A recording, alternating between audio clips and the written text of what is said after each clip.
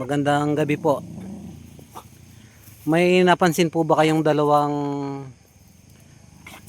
ano dito na palakad-lakad na may kakaibang kilos? May napansin po kayong dumaan? Isang kulay na itim at isang kulay ano po? Mga sir, kinakausap ko po kayo. Mawalang galang nga po. Mawalang galang nga po, pansinin nyo ako. May napansin po ba kayong dumadaan dito na ano, paggala-gala na may kakaibang kilos? Kasi meron po akong pinaghanap na dalawang ano, paggala-gala dito. May pinapadala po silang ano, may pinapadala po silang pagkain. Ang pangalan po nila, Mama Dog at Pogi the Bamboo. Joke lang. Si Bamboo Ay, ang saya-saya. Wait lang po mga kadish. Set ko lang po yung camera. Pakainin ko na po si Bamboo at si Mama Dog. Wait lang Teddy anak ha. Naging excited si Bamboo eh. Para kay Pogi the Bamboo at kay Mama Dog. Pasensya na kayo ha. Late yung pagkain nyo ngayon. Dito ka Mama Dog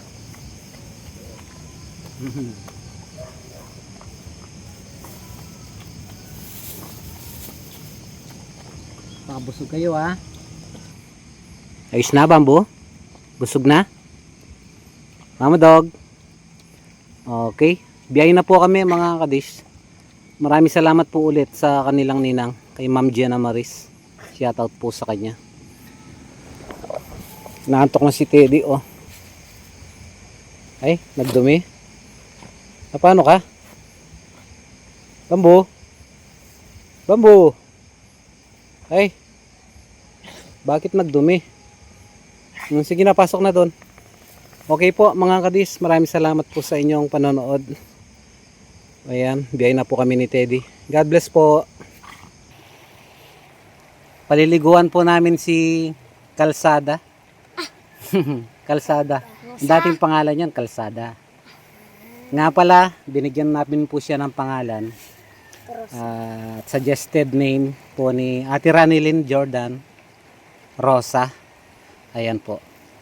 Kapag naging malinis na po si Kalsada, tatawagan ko na po siyang Rosa. Paliguan po namin. Ito po yung mga gamit. Ito po yung shampoo niya. Ay. Towel. Ivy, buhos mo nga ito na. Ano ba? Dito. Andali, bigyan ko muna ng tubig. Saktong sakto. Maligam-gam po yung ano. Tubig ilog kasi ano po ngayon alas 2 na po ng hapon. Lagyan mo na. Yan.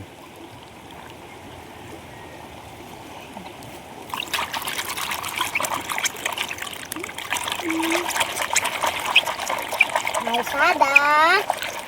Kalsada. Bait ka lang ama. Mamaya ko po. Mamaya subukan kong alisin yung ano niya. Kalsada. Mukhang mabait naman tama na anak. Kalsada, no. Mabait ka lang, dyan ka lang. Yan, na. Yan na. Yan na. Uy, papu. Ay, sa may upo mo. Makalungka. Super tuba, Bob. Dahan-dahan lang, baka hindi mabigat. Diyan ka lang Makakumpak ka niyo si ano? Rosa. Rosa. Kalsada muna. Kalsada. Kapag malinis na siya, Rosa na. Bob, gusto kong bagay makalungka. Siguro, ito yung first time na nakatikim ng tubig si Kalsada. Maliban na lang siguro kapag nababasa po ng ulan sa kalye. Buka lang sa ayusin yung upo niya. Ayoko ng upo mapapanood kayo dyan. Nagagalit sila. Ganyan po. Oo. Kahit walang camera, ayusin yung upo niya. Okay na ba po? Tanggalin na natin to. Asan po? Ito ba? Oh, sugat na po po. Tagong sugat. Ayun o. Banlawan mo na. Ito banlaw mo. Maliligo. Baba, saan kayo ni Ren? Ha? Balaw kayo mo? Bab, Sabunin natin mamaya. lako ka ba? Pita na ba? Huwag, Bunta? baka masugat. Ang sugat Di ba masasakit na mata, Bab? Ha? Mata. Pang ano naman talaga yun.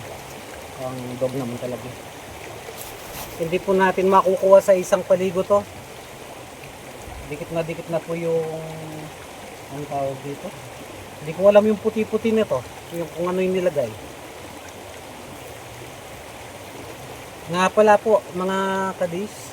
Nakalimutan ko lang pong sabi kayo. Pasensya na kayo. Nakalimutan ko lang pong banggitin. Ni-rescue po si Kalsada. Di pa po nung pinuntahan ko yung amo niya. Huwag kang daan dyan, Ivy. Hindi po tayo pinayagan. Pero yung matandang lalaki, hindi po siya makapag-desisyon dahil ang may-ari po daw kay Kalsada, yung anak po niya na babae. ayun, nung kung sinabi nga na kunin ko na lang si Kalsada, ang sabi po ng anak na wag daw, alagaan na lang daw. Inayaan ko, tapos kinabukasan nung bumalik ko ako, napapunta dito sa kubo ng mga tropa kids. Nadaanan ko ulit si Kalsada, bumalik dun sa kung saan ko siya nakikita. Nakahandusay lang doon, tapos yung mga dumadaan na sasakyan. Kaya nag-worry po ako, baka hindi umabot ito ng bagong taon, masagasaan. At siyempre, magpapaputok yung mga tao, may stress. Kaya minabuti ko na kunin siya, nagbaka sakali. At ayun, sumama naman po. Bali, ang nangyari niyan ay kinuha ko si Kalsada na hindi po nila alam. Pero may nakausap po ako doon na mga nakakakilala sa kanya. Ayun nga, nabanggit ko yung usapan po namin ng tatay ng may-ari. Ang sabi ko sa kanila, yun nga, hindi ako pinayagan. Tapos sila po mismo ang nag-suggest na kunin ko na daw po siya kasi kawawa, baka mamatay lang kasi hindi naman talaga daw inaalagaan to. Baka gusto lang magpabayad, ganun. Kaya naisip ko, sa ibang araw, daan ulit ako doon. Abutan ko po sila ng pera, kahit na maliit na alaga lang. Depende po sa usapan kung ano gusto nila. Kung gusto po nilang bawiin si Kalsada, wala pong problema. Kapag nadala ko na po sa vet at medyo lumakas na siya, wala pong problema sa akin, ibabalik ko po sa kanila.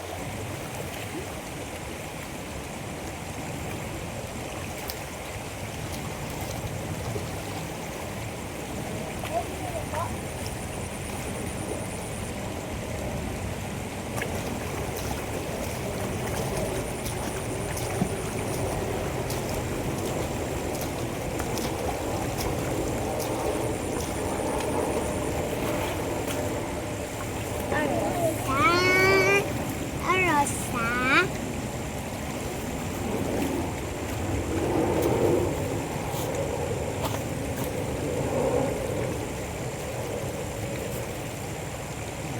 Ganda na.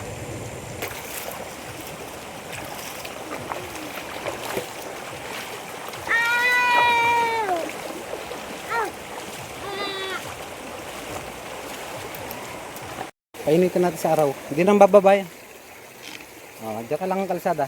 Upo lang, upo. Yan. Magpapainit sa araw. Luminis ng konti, no? Salamat ha, mga bata. Para hindi lang maging. Come here.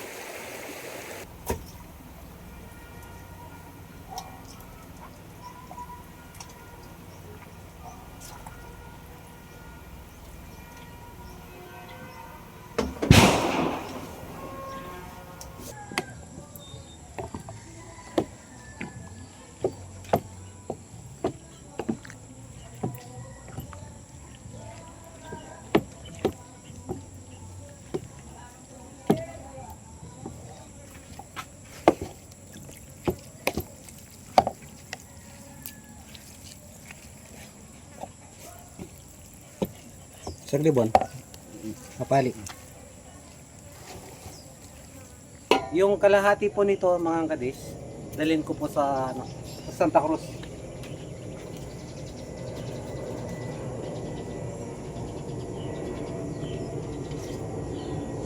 Ang meron.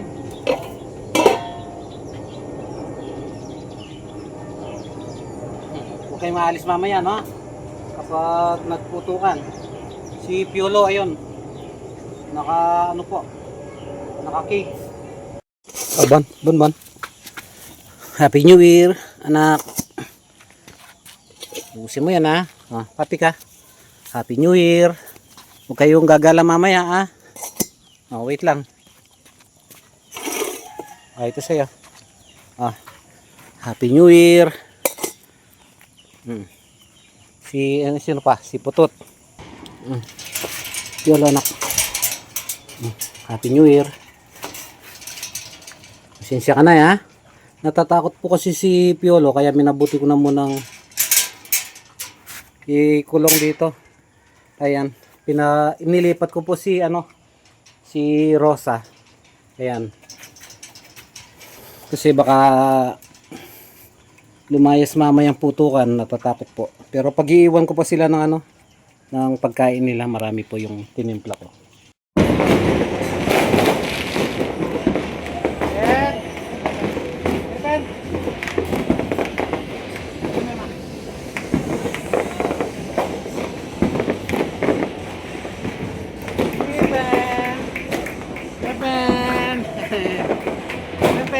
Happy New Year, ha? Tatingnan na, Ben. Embrace me. Samson, Happy New Year. Tagpi. Tagpi. Hi ka, Happy New Year.